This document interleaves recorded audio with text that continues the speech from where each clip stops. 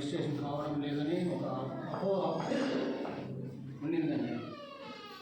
ఇప్పుడు ఏదైతే మనం గత రోజు నిన్నటి రోజు గౌరవ శాసన సభ్యులు మరియు మున్సిపల్ కమిషనర్ నేను కలిసి నిర్ణయాలు తీసుకోవడం మనం ఏదైతే రిజిస్ట్రేషన్కి వస్తామో మనం ఒక ఇల్లు కొనాలన్నప్పుడు ఎంతో ఆలోచించి ఒక ఇంటి జాగా కొనాలి. ఒక మధ్యతరగతి వారి కళ ఒక ఇల్లు కట్టుకోవడం. మిగతా వస్తువుల పట్ల మనం ఎంత జాగ్రత్తగా ఉంటామో ఇల్లు కట్టుకోవాలన్నప్పుడు ఇంకా జాగ్రత్తగా ఉండాలి. ప్లాట్ కొనే దగ్గర నుంచి ఇది కరెక్టా కాదా, ఇది రెగ్యులర్గా ఉందా లేదా, ఇది ఎక్కడ అసైన్లో ఉందా, గవర్నమెంట్లో ఉందా, ప్రైవేట్ పట్టానా అనేది ఒకటి చూసుకోవాలి. అది లేకుండా కొన్ని జరిగిపోయినాయి. ఇప్పుడు ఏమవుతుందంటే ఈ విఎల్టీ అనేది కట్టమని చెప్పినాం. విఎల్టీ కట్టది దాని నుంచి ఉపయోగాలు ఏమంటే డబల్ రిజిస్ట్రేషన్స్ అనేది ఉండవండి. ఎవరైతే ఓనర్షిప్ క్లెయిమ్ చేస్తారో అతనికి సైడ్ దగ్గరికి వెళ్ళి లాంగిట్యూడ్ లాటిట్యూడ్ ఫొటోస్ ఖచ్చితంగా ఇవ్వాలా. మున్సిపల్ ఆఫీస్కి ఇవ్వాలా, తర్వాత మాకు కూడా ఇవ్వాలి. రిజిస్ట్రేషన్ వచ్చిన ప్రజలు మాకు కూడా ఒక కాపీ ఇవ్వాలి. అప్పుడు ఏమవుతుందంటే ఖచ్చితంగా తెలుస్తుంది ఇది ఇతనికి లేసే అని. ఇల్లు కట్టుకునే దానికి తర్వాత ఏవైతే ప్రొసీజర్స్ ఉన్నాయో అవి మున్సిపాలిటీ అధికారుల నుంచి తీసుకోవాల్సింది. ప్రస్తుతం ఈ సైట్ విషయంలో విఎల్టీ కట్టిన తర్వాతనే మనం రిజిస్ట్రేషన్కి వెళ్తాం. ఎందుకంటే ఒక హౌస్ ట్యాక్స్ కానీ వాటర్ ట్యాక్స్ కానీ కరెంటు బిల్లు ఎట్లా కడతామో ఒక సైట్ కొట్టిన తర్వాత విఎల్టీ కట్టాల్సిన బాధ్యత సైట్ ఓనర్. కాబట్టి అందరూ ఏం పెద్ద అమౌంట్ కూడా కాదు. సార్ చెప్పినట్టు 0.2% 1,200,000 కట్టి మీ ఆస్తిని మీరు సక్రమంగా ఓనర్షిప్ తెచ్చుకోవాల్సిందిగా కోరుతున్నాను. మున్సిపల్ కమిషనర్ కిరణ్ మాట్లాడుతున్నానండి. నిన్నటి రోజున మన మున్సిపల్ ఆఫీస్లో గౌరవ మన శాసనసభ్యులు కందికొండ వెంకటప్రసాద్ గారి ఆధ్వర్యంలో సబ్ రిజిస్ట్రార్ గారితో పాటు మున్సిపల్ టౌన్ ప్లానింగ్ వాళ్ళు, రెవెన్యూ వాళ్ళందరితో ఒక సమీక్షా సమావేశం నిర్వహించాము. దీంట్లో తీసుకున్న ముఖ్యమైన నిర్ణయాలు ఏమంటే, ప్రజలలో ఒక అపోహ ఉందండి, ఖాళీ స్థలాలు రిజిస్ట్రేషన్ జరగడం లేదు, ఖాళీ స్థలాలు రిజిస్ట్రేషన్స్ ఆపారు మున్సిపల్ పరిధిలో అని. ఇది అపోహ మాత్రమేనండి. ఈ ఖాళీ స్థలాలు రిజిస్ట్రేషన్ జరగడం కోసం ఆ ఖాళీ స్థలాలకు వేసుకోవాల్సిన పన్ను విఎల్టీ అండి, వేకెంట్ ల్యాండ్ ట్యాక్స్ కనుక మీరు వేసేసుకున్నట్లయితే అలాంటి స్థలాలన్నీ కూడా క్రయ విక్రయాలు చేసుకోవడానికి ఎలాంటి అభ్యంతరం లేదండి. దాని గురించి మన సబ్ రిజిస్టర్ శ్రీనివాస్ గారు కూడా మీకు కూలంకషంగా వివరణ ఇస్తారు. ఎలాంటి పరిస్థితుల్లో అలాంటివి ఆగటం లేదండి. అందరూ కూడా ప్రజలకు విజ్ఞప్తి ఏమంటే, మీకు ఉన్న ఖాళీ స్థలాలు ఎవరైతే కొనుక్కున్నారో అది ఈ సంవత్సరంతో సంబంధం లేకుండా 2019కి ముందు 2024కు ముందు అని కాకుండా మీరు కొనుక్కున్న ఖాళీ స్థలాలు ఏవైతే గజాల రూపంలో ఉన్నాయో, స్క్వేర్ యార్డ్స్ రూపంలో ఉన్నాయో అన్నిటికీ దయచేసి వేకెంట్ ల్యాండ్ ట్యాక్స్ వేయించుకోవాల్సిందిగా మరీ విజ్ఞప్తి చేస్తున్నామండి. ఇప్పుడు ఏదైతే మనకు ప్రాపర్టీ, ఒక ఆస్తిని మనం వేరే వాళ్ళకి క్రయ విక్రయాలు చేసినప్పుడు మున్సిపాలిటీకి వెళ్ళి అసెస్మెంట్ నెంబర్ మీద ఆ ఆస్తికి సంబంధించి పన్ను పూర్తిగా చెల్లించారు అని రిసిప్ట్ తీసుకొని వస్తేనే వాళ్ళకి ఎలాగైతే ఆస్తి మార్పిడి జరుగుతుందో రిజిస్ట్రేషన్ శాఖ ద్వారా, ఖాళీ స్థలాలకు కూడా అదేవిధంగా విఎల్టీ వేసుకొని వేకెంట్ ల్యాండ్ ట్యాక్స్ వేసుకున్నట్లయితే మీకు కూడా లీగల్గా ఎలాంటి ప్రాబ్లమ్స్ లేకుండా ఉంటాయండి. లీగాలిటీ వస్తుంది మీకు కూడా. దాన్ని ఎవరైతే స్థలం ఓనర్ ఉన్నారో వాళ్ళ పేరు మీద విఎల్టీ వేసుకొని ఆ విఎల్టీని వేసుకున్న తర్వాత మీరు కనుక క్రయ విక్రయాలు చేసుకున్నట్లయితే ఆ డాక్యుమెంట్లో అది కూడా మెన్షన్ చేస్తారు. ఎలాంటి లీగల్ కాంప్లికేషన్స్ లేకుండా ఉంటాయి. మరి విఎల్టీ కట్టమంటే చాలా మొత్తంలో డబ్బులు అవుతుందేమో అని ఇంకొక అపోహ ఉందండి ప్రజలకి. అలా ఏమీ లేదండి. వేకెంట్ ల్యాండ్ ట్యాక్స్ 0.2% అండి. అంటే ₹1,00,000 కనుక మీ డాక్యుమెంట్ వాల్యూ ఉన్నట్టయితే 200 మాత్రమే వేకెంట్ ల్యాండ్ ట్యాక్స్ ఉంటుందండి. ₹1,00,000 విలువైన ఆస్తి మా దగ్గర ఉంది, నేను విఎల్టీ వేసుకోవాలి అంటే దానికి మున్సిపాలిటీకి మీరు చెల్లించవలసిన మొత్తం కేవలం ₹200 మాత్రమేనండి. ఈ దామాషాలో మీరు కట్టి మున్సిపల్ ఆఫీస్ ద్వారా VLT కనుక తీసుకున్నట్లయితే మీ క్రయ విక్రయాలకి ఎలాంటి ఇబ్బంది లేదండి. దీనిని అపోహ ఏమంటే 2019 ఆగస్టు ముందు ఉన్నవి ఆథరైజ్డ్ లేఅవుట్స్ అంటున్నారండి. ఇక్కడ అలాంటి ప్రస్తావన లేదు. ఎవరైతే రిజిస్ట్రేషన్ చేసుకొని దాని స్క్వేర్ యార్డ్స్లో ఉన్నారో అలాంటి వాళ్ళందరూ కూడా ఈ క్రయ విక్రయాలు చేసుకోవచ్చండి VLT వేసుకొని. ఇది మొట్టమొదటిగా ప్రజలందరికీ అపోహ పోవడం కోసం ఈరోజు తీసుకున్న నిర్ణయం అండి. 2, ముఖ్యంగా పట్టణ ప్రజలందరికీ మరీ విజ్ఞప్తి చేస్తే విన్నపంతో అడుగుతున్నామండి. మన దగ్గర ప్రాపర్టీ ట్యాక్స్ అలాగే వాటర్ ట్యాక్స్, ఈ ఖాళీ స్థలాలకు ఇంతకుముందు ట్యాక్సులు వేయించుకున్న వాళ్ళు చాలా భారీ మొత్తంలో 10 కోట్ల రూపాయల మేరకు బకాయిలు మిగిలిపోయి ఉన్నాయండి. మనకున్న టైము ఈ మార్చి 30 వరకే. ఈ లోపల మీరందరూ కట్టవలసి ఉంటుంది. వీరిలో కూడా కొంతమంది సంవత్సరాల తరబడి 97 నుంచి 2000 నుంచి 2005 నుంచి 2006 నుంచి 2013 నుంచి కూడా మున్సిపాలిటీ కట్టవలసిన ట్యాక్సులు కట్టకుండా అదే ఇంట్లో ఉంటూ మమ్మల్ని చాలా ఇబ్బందికి గురి చేస్తున్నారండి. ప్రజలందరూ సహృదయంతో ఆలోచించి మున్సిపాలిటీలో యాక్టివిటీస్ జరగాలన్నా, చెత్త సేకరణ చేయాలన్నా, మంచినీటి సరఫరా ఉండాలన్నా, కరెంటు స్ట్రీట్ లైట్స్ కానీ మన వీధులు దీపాలు ఎలగాలి అన్నా, వీటన్నిటికి ఎక్కడ గుంతలు బాగు చేయాలి అన్నా, ఏం చేయాలన్నా మున్సిపాలిటీకి వేరే ఆస్తులు కానీ వేరే ఇన్కమ్ కానీ ఉండదండి. మనం కట్టవలసిన ట్యాక్స్ల నుంచి మాత్రమే మనం ఆ అమౌంట్ తీసుకొని దాని ద్వారానే మనం మన టౌన్ని బాగు చేసుకోవాల్సి ఉంటుంది. ఇంత బకాయిలు 10 కోట్ల రూపాయలు మిగిలిపోవటం మూలంగా మున్సిపాలిటీ నడపడం చాలా ఇబ్బందికరంగా ఉందండి. ప్రజలందరూ సహృదయంతో ఆలోచించి ఇది బాధ్యతగా తీసుకొని ఈ అభివృద్ధిలో భాగస్వామ్యం కూడా తీసుకోవాల్సిందిగా మరీ ప్రజలందరినీ విజ్ఞప్తి చేస్తున్నామండి.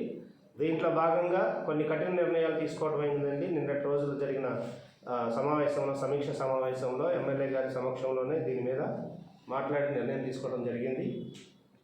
ఖచ్చితంగా ఎవరైతే ట్యాక్సులు కట్టకుండా సంవత్సరాల తరబడి మున్సిపాలిటీ వారిని ఇబ్బంది గురి చేస్తున్నారో, మన పట్టణ అభివృద్ధికి ఆటంకానికి కలిగిస్తున్నారో అలాంటి వాళ్ళ ఇంటికి మొదటి దఫాగా మేము వార్నింగ్ ఇస్తూ రెడ్ నోటీసు కూడా ఇచ్చామండి. వీళ్ళందరికీ ఇంటికి కరెంట్ కట్ చేస్తాము. మున్సిపల్ వాటర్ ఏమైనా ఉన్నట్లయితే ఖచ్చితంగా మున్సిపల్ వాటర్ కూడా కనెక్షన్స్ కూడా తీసేయడం జరుగుతుంది.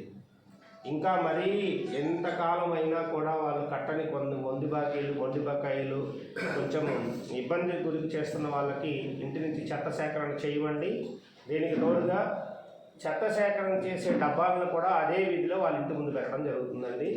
ప్రజలు దీనిని అనేది భావించవద్దని మరీ విజ్ఞప్తి చేస్తున్నారండి. మున్సిపల్ కార్యాలయం తరఫున మాకు ఎలాంటి ఉద్దేశము లేదు, నగర అభివృద్ధి మాత్రమే మేము ఆకాంక్షిస్తున్నాము.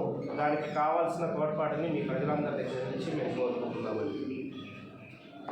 తర్వాత అనాథరైజ్డ్ కన్స్ట్రక్షన్స్, మనం సంపాదించిన ఆస్తి తరతరాలు పిల్లలకి వాళ్ళకి ఇవ్వాలి అని, మనమంతా సుఖంగా ఉండాలి అని కట్టుకుంటున్న ఇంటికి మనం ఎప్పుడైనా తగిన అన్ని రకమైన నియమాలు పాటిస్తూ అనుమతులు తీసుకొని కట్టుకున్నట్లయితే ఎవరికి ముందు ఎలాంటి ఇబ్బంది ఉండదండి. మన పట్టణంలో 22,000 అసెస్మెంట్స్ హౌసెస్ ఉంటే 4,800 అంటే సుమారుగా 5,000 20% ఆఫ్ ద పీపుల్ ఎలాంటి ఇంటి పన్ను వేసుకోకుండా, ఎలాంటి అనుమతులు లేకుండా ఇల్లులు కట్టుకొని ఉన్నారండి. ఇంటి పన్నే వేసుకోలేదు. అలాంటి వాళ్ళని మేము ఎన్నిసార్లుగా గడిచిన 6 నెలల నుంచి ఎన్నిసార్లుగా వాళ్ళని రిక్వెస్ట్ చేస్తున్నప్పటికీ వాళ్ళు దానికి సంబంధించిన పత్రాలు ఏమీ ఇవ్వకుండా మమ్మల్ని ఇబ్బందులకు గురి చేస్తున్నారు. అలాంటి వాళ్ళ మీద కేసులు పెట్టడం, కోర్టుకు తీసుకువెళ్ళడం, అలాగే ఇప్పుడు నేను చెప్పినవైతే ఏవైతే ఉన్నాయో ఎలక్ట్రిసిటీ డిపార్ట్మెంట్కి లెటర్ పెట్టి వాళ్ళకి పవర్ కట్ చేయటం అన్నీ జరుగుతాయండి. ఇక ఇంతకన్నా గత్యంతరం లేని పరిస్థితుల్లోనే ఎన్నోసార్లు చెప్పి చూసిన తర్వాతే మేము ఈ నిర్ణయం తీసుకోవాల్సిన పరిస్థితి కల్పించారండి. ప్రజలందరూ దీన్ని అర్థం చేసుకోవాలి. ఎవరిని ఎలాంటి ఇబ్బందులకు గురి చేయాలని మా ఉద్దేశం కాదు. కానీ 4,800 ఇంట్లకు సంబంధించిన వాళ్ళు ఇంకా ఇంటి పన్ను కూడా వేసుకోకుండా, వాళ్ళు కట్టుకున్న ఇంటికి సరైన పన్నులు చెల్లించకుండా, డోర్ నెంబర్ కూడా లేకుండా మనతో పాటే మనలోనే ఉంటూ మున్సిపాలిటీ కల్పిస్తున్న నీళ్లు, చెత్త సేకరణ, రోడ్లు అన్నింటినీ మనం కల్పిస్తున్న సౌకర్యాలన్నీ తీసుకుంటూ కూడా మున్సిపాలిటీకి ఎలాంటి పన్నులు చెల్లించినందువల్ల కట్టుతున్న వాళ్ళ మీద పడుతున్న భారం ఇంకా పెరుగుతుంది. కట్టని వాళ్ళ మూలంగా రెగ్యులర్గా కడుతున్న వాళ్ళ మీద భారం ఇంకా పెరుగుతూ ఉందండి. దీనిని సహృదయంతో ప్రజలందరూ అర్థం చేసుకొని సకాలంలో పన్నులు చెల్లిస్తారని, ఈ అనాథరైజ్డ్ కన్స్ట్రక్షన్స్ ఏమైనా ఉంటే ప్లాన్ రెగ్యులర్గా తీసుకొని ప్లాన్ ప్రకారం కట్టుకున్నట్లయితే మీకు మీ తర్వాత మీ బిడ్డలకి అందరికీ కూడా ఎలాంటి కాంప్లికేషన్స్ లేకుండా ఆస్తి నిలబడుతుందండి.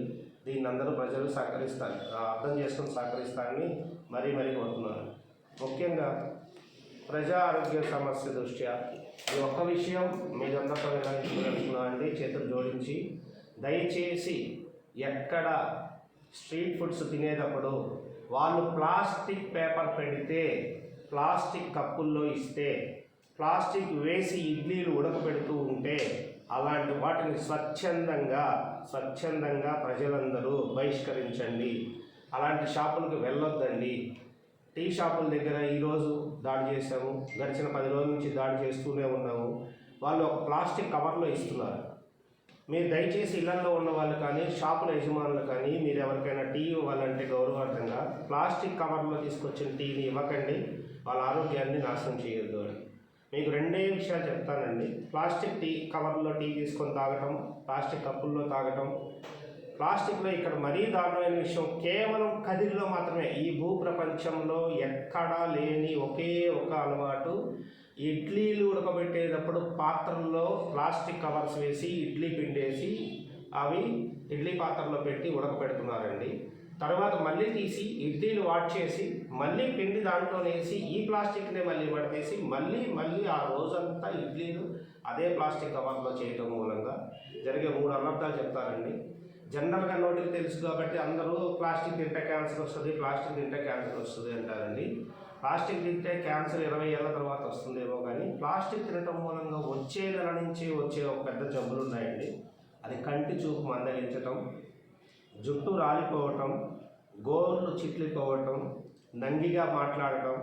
ఇవన్నీ మనం ఆడవాళ్ళలో, చిన్నపిల్లల్లో, గర్భిణీ స్త్రీలలో, పాలిచ్చే తల్లుల విషయంలో ఇవి చాలా డేంజర్ అండి. అలాగే 40 సంవత్సరాలు పైబడిన వాళ్ళకి ప్రోస్టేట్ క్యాన్సర్ వస్తుందండి, యూరినరీ ఇన్ఫెక్షన్స్ వస్తాయి. ఈరోజు షుగర్ గురించి మనకు బాగా తెలుసు.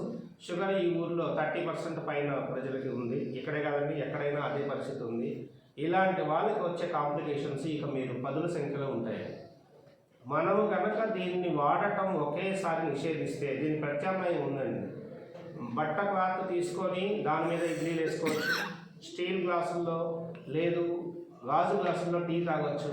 నాకు ఇంటికి తేవాలి, ఒక క్యారియర్ ఇచ్చి తీసుకెళ్ళి టీ తీసుకొని రమ్మని చెప్పచ్చు, ఒక ఫ్లాస్క్లో తీసుకొని రమ్మచ్చు, స్టీల్ కంటైనర్ ఏదైనా స్టీల్ తపాలా లాంటి దాంట్లో తెచ్చుకోవచ్చు. షాపుల ఓనర్లు ఉన్నారు అంటే వాళ్ళు ఎప్పటికప్పుడు ఒక కవర్ తీసుకొచ్చి ఆ కవర్లో టీ తీసుకొచ్చి మీ షాప్కి వచ్చిన గెస్టులకి వాళ్ళకి ఎవరికి ఆఫర్ చేయొద్దు అండి. మీ షాపులో 150 రూపాయలు పెట్టి ఒక ఫ్లాస్క్ కొనుక్కోండి, 4-5 టీ పట్టేవి. దయచేసి మరీ వ్యాపారస్తులు చెప్తున్నారండి, ఒక ఫ్లాస్క్ కొనుక్కోండి. అది ఎవరైనా మీకు చూస్తానికి వచ్చిన వాళ్ళకి గౌరవార్థం ఇవ్వాలి అంటే ఆ ఫ్లాస్క్లో తెప్పించి ఇవ్వండి. మీ దగ్గర స్టీల్ గ్లాసులు పెట్టుకున్నట్టయితే 10 సంవత్సరాలు ఉంటాయి. అవి ఎలాంటి కప్పులు వాడక్కర్లేదు. ఆ పేపర్ కప్పుల లోపల ఉన్న ఒక ఫైబర్ లాంటి కోటింగ్ చూడండి, మీరు ఒక మందంగా ఉన్న ఏమంటారంటే ఈ కొవ్వొత్తులతో కరిగించిన లాంటిది ఒకటి ఉంటుందండి. ఇది చాలా డేంజర్ అండి, సెలీనియం అంటారు దీన్ని. ఇది తినటము తాగటము మూలంగా కంటి చూపు 6 నెలల నుంచి సంవత్సరం లోపల మందగించిపోయే అవకాశం ఉందండి. మనకు తెలియకుండానేనండి కీళ్ళ నొప్పులు, కాళ్ళ నొప్పులు, ఉదయాన్నే కడుపుల నొప్పులు, తలనొప్పి, తల తిరుగుతుంది, వీటన్నిటికీ కారణం ప్లాస్టిక్ అండి. ఫస్ట్ ప్లాస్టిక్ అండి. దయచేసి ప్రజలందరికీ ట్యాక్సెస్ ఇవన్నీ మనం సంపాదించుకునే ఆస్తులు కానీ మనం నిలబెట్టుకోవాల్సిన ఆస్తి ఆరోగ్యం అండి.